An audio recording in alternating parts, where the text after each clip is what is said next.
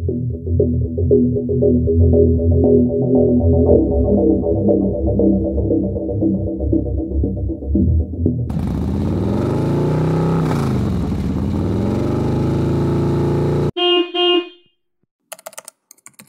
everybody, Charlie here, IC Customs. Basically, I am working on a 1985 FJ 1100. I'm doing a lot of custom work with it. The bike was in fairly poor shape, and I'm redoing the bike completely and doing some custom work, custom everything. So if you follow some of my other videos that I have, you'll be able to see that. So this video is basically about doing a rim conversion so you can use modern rubber on your FJ. This is the original rear tire assembly, and I'm going to work backwards in this video because I've already fitted everything up. And then what I'll do is I disassemble the new conversion on the bike. I will go over what you need to do in order to make this conversion work. Like I said, that's the original wheel. Here is the new rim. This rim is from a 1994 Suzuki GSX-R 750. It has the same axle size as your FJ. This is a 5.5 inch or 17 inch by 5.5 inch rim, so you can run a 180 tire on there or 170, whichever you prefer. The rear drive hub is also from a 1994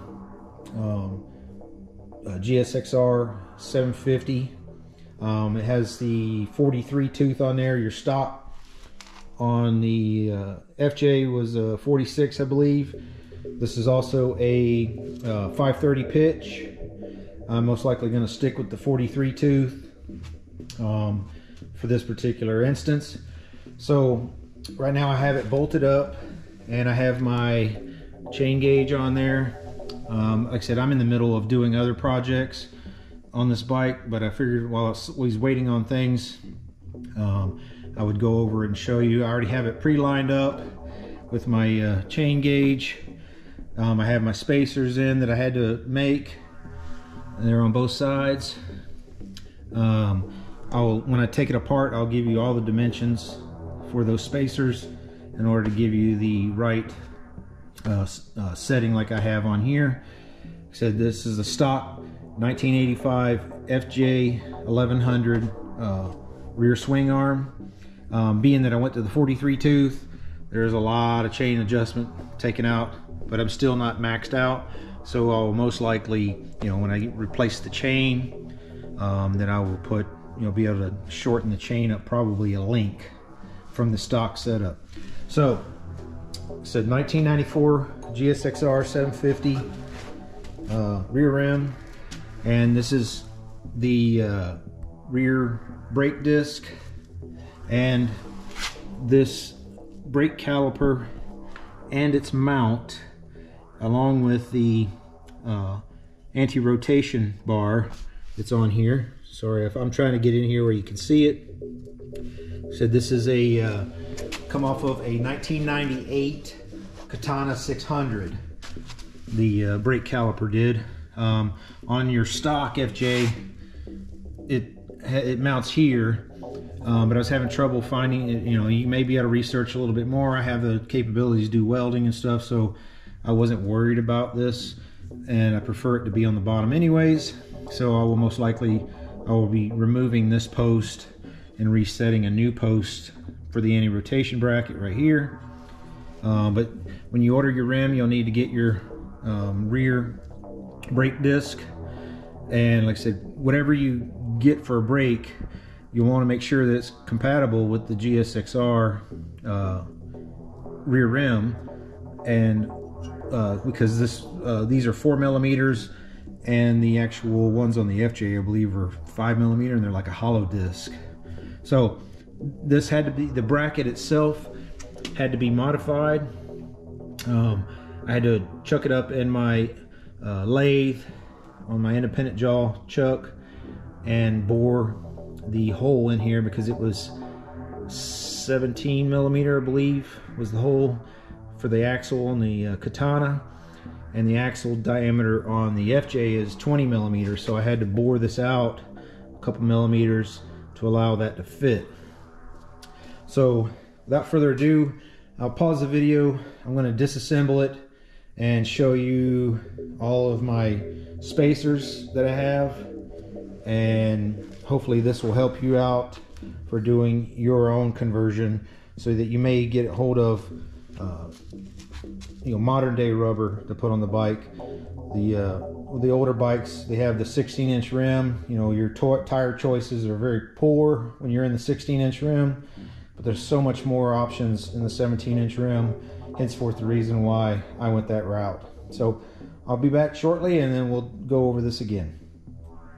Okay, we're back. I have the rim removed. As I said, this was just for fitment purposes, because this rim needs to be prepped for painting whenever it's time. As I work on the bike, I was in the interim of just waiting on some glues to dry while I do some custom fiberglass work. This particular rim, I left the spacers in there, and I have new bearing kits and everything. The rim's going to get completely rebuilt, and of course new sprockets and those kind of things. So the spacers are just machined spacers. I happen to have a lathe. If you don't have a lathe, then I'll give you the specs, and you can take those to a machine shop, and I'm sure they could produce those for you fairly cheap. There's a total of 3 spacers, and there's one on this side.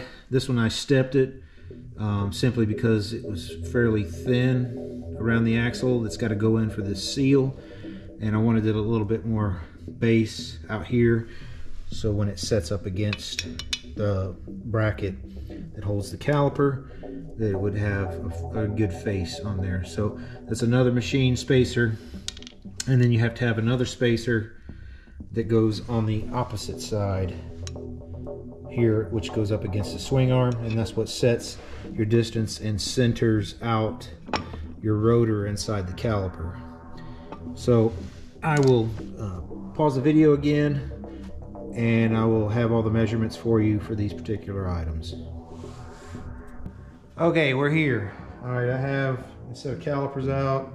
I have the 3 different spacers, and I also have the rear caliper with the bracket on there, and I'll show you what I had done in that. All right, so to start off with, we'll start on the chain side. The chain side has a single spacer. This particular spacer is 35 millimeters in diameter, because this is an actual seal surface that goes around here. It is 17 millimeters in thickness, and the bore is 20 millimeters for the axle size. So you have a 35 by 17 for the chain side sprocket side. The brake rotor side, this is the stepped spacer that I made. It has for the sealing surface section of it is 28 millimeters. Its external side, you could probably make it the same width as this if you wanted to. I just happen to have a piece of scrap because I'm not sure if I'm going to stick with aluminum or I'm going to make these in steel. Preferably if you're going to get these made, if you have to have these made, you've got steel laying around, then I'd probably make them out of steel. Aluminum will work, but I may end up just keeping them, I'm not sure. But the inside, again, is 28 millimeter. The external side is 30.5 millimeter. And the total depth or thickness is 22 millimeters. And again, 20 millimeter on the ID for the axle size. This is the spacer that goes external to the caliper mount. It has, of course, a 20 millimeter ID bore. Its thickness is, I have it at 10.3, and the outside diameter, if you choose to have it the same size, is 38 millimeters. The only thing that I had to do to this bracket And of course, if you can find one that has the same axle size, then go for it. It was kind of tricky to do it. It took me a little bit of time for the setup on my independent jaw, 4-jaw chuck. But I chucked this in, I took it off of the caliper, of course, and then chucked this in my lathe, and then dial indicated it, make sure it was true and centered, and then bored this hole to 20 millimeters because it was originally like 17 millimeters or 16, I think it was 17. So it required a couple millimeters of removal, and the wall thickness is still really good. So it was very little that was taken off. The only reason I didn't bore it bigger and then make a complete sleeve and press it through is because I was worried about the wall thickness would just be too minimal.